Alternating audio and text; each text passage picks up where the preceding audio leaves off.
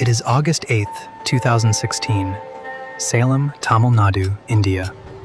The Salem-Chennai Express idles at the platform. A specialized parcel van is attached to the train. Inside this sealed carriage sit 226 heavy wooden boxes. They belong to the Reserve Bank of India. They hold exactly 3.42 billion rupees. The bills are soiled. They are scheduled for destruction. A team of armed police officers occupies the adjacent passenger compartment. They wait. There is no connecting door between the guards and the vault. The steel walls are solid. At 9 p.m., the train departs for Chennai. The journey covers 350 kilometers in the dark. It is a routine transfer. The guards remain awake. The train makes its scheduled stops. It arrives at Chennai Egmore Station at 3:55 a.m. The seals on the vault doors remain intact. The armed escort secures the perimeter. The carriage sits in the yard for 7 hours. Nobody enters. Finally, it is moved to the Reserve Bank facility for unloading. Officials break the external seals. They slide the heavy steel doors open. Inside, the neatly stacked wooden boxes are in total disarray. Wood splinters cover the floor. Torn bundles of cash are scattered. And looking up, the officials see the impossible. A hole in the ceiling. It is a precise 2-foot square opening, cut directly through the steel roof. Sunlight pours into the dark carriage. 5.78 crore rupees are gone. This is how it unfolded. The theft defies basic logic. The train was in constant motion. The roof was a thick steel plate. An investigator climbs onto the carriage roof. He finds the edges of the hole are melted. Someone used a high-powered gas torch. This means the thieves sat on top of a train moving at 70 kilometers per hour. They sparked a torch in the open wind. They cut through steel and fiberglass. They did this without alerting the armed guards sitting mere inches away through the thin partition wall. The police map the route. The train is powered by a 25,000-volt overhead electrical line. The clearance on the roof is practically zero. One wrong move would mean instant electrocution. But the route map reveals a specific, unelectrified stretch. A 138-kilometer segment between Salem and Vridachalam. In this dark stretch, diesel engines pull the train. There are no overhead wires. It is the only window where the roof is survivable. Detectives realized this was not a crime of opportunity. It required exact knowledge of railway schedules, electrification gaps, and cash transit protocols. The investigation begins with the train's departure. Security footage at Salem is reviewed. Shadows on the roof are invisible in the grainy video. Police suspect the gang bought regular passenger tickets. They boarded the train legitimately. As the train moved out, they climbed out a window. They scaled the exterior of the moving carriage. They carried heavy gas cylinders, cutting equipment, and ropes. They reached the roof of the vault. The wind roared. The carriage violently swayed. They anchored themselves to the vents. They ignited the torch and began cutting the steel. The noise of the cutting was masked by the overwhelming sound of the train engine and the steel wheels grinding against the tracks.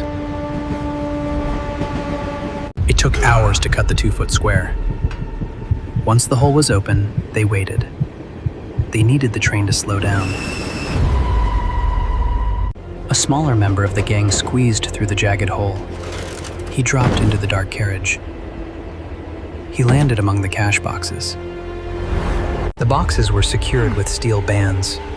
He used a crowbar to pry them open. He found the bundles of 500 rupee notes.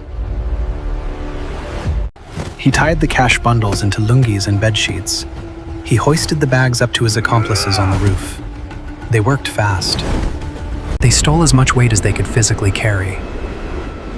The train approached the end of the non-electrified zone. They had to leave. The man inside was pulled back up through the roof. They abandoned the empty boxes. They gathered their tools and the stolen cash. As the train slowed near Verdachalam station, they leaped into the darkness. They vanished into the tree line. The train continued to Chennai. They pull records for millions of phone calls made that night. They filter for numbers moving in tandem with the train's speed. It is a massive data operation. They cross-reference the moving numbers with active towers. But the thieves were disciplined. Their phones were off. The investigators pivot. They look at the months leading up to the heist. They search for a peculiar activity in the towns along the tracks. They find a lead. A group of men had rented a house near the railway tracks in Salem weeks before the robbery. The men claimed to be laborers, but they bought expensive gas cutters. They spent hours watching the rail yard. Then they disappeared. Informants point the police towards the party gang. They are a nomadic group from Madhya Pradesh, known for highly coordinated, acrobatic transport thefts. The party gang specializes in boarding moving trucks on highways. Moving up to a train was an escalation. The police send teams north. 2 years pass. The investigation spans 5 states. Thousands of suspects are interrogated. But the core gang remains hidden in the vast countryside. Finally, a break. A man in Madhya Pradesh is arrested for a minor offense. He boasts to his cellmates about a massive train heist. The CID interrogates him. He cracks. He names the mastermind, a man named Mohar Singh. Singh is a legendary figure in the local underworld. Mohar Singh is tracked and captured. He confesses to the mechanical details. They had scouted the route for weeks. They mapped the electrical gaps. They practiced climbing moving train cars. They tested different cutting torches. They knew exactly which carriage held the RBI cash. Someone told them. The police interrogate railway employees. Tell me the truth. They question the armed guards. They look for the inside man who leaked the exact carriage placement. But Singh claims they just watched the loading process. They saw the heavy security. They knew where the money was. No insider needed. The structural flaw was the roof itself. It was the only unmonitored surface. They exploited a blind spot in a seemingly perfect system. The police arrest 5 more gang members. They recover a fraction of the stolen money. The rest has already been spent or laundered. The stolen cash had been integrated into real estate. It bought land and vehicles.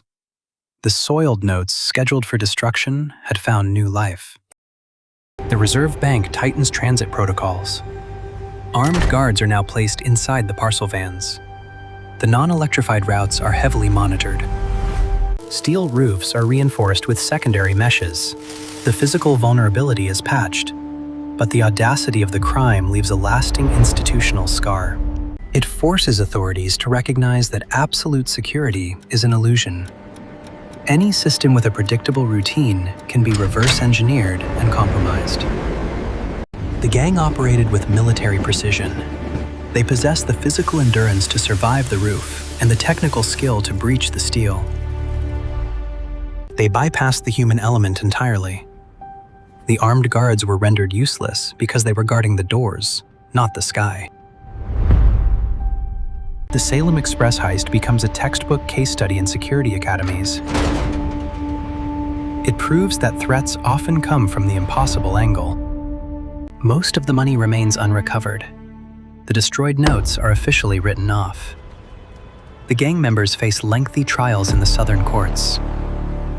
But the masterminds sit in prison, knowing they pulled off one of the greatest mechanical heists in modern history. They beat the system. And yet, gaps still exist in the vast Indian railway network. Thousands of trains move valuable cargo through dark, unmonitored stretches every single night. The physical infrastructure is too massive to completely secure. Somewhere, another gang is watching the loading docks, watching the schedules, looking for the blind spot. The hole in the roof was repaired. The carriage was put back into service. But the question remains, who is on the roof tonight?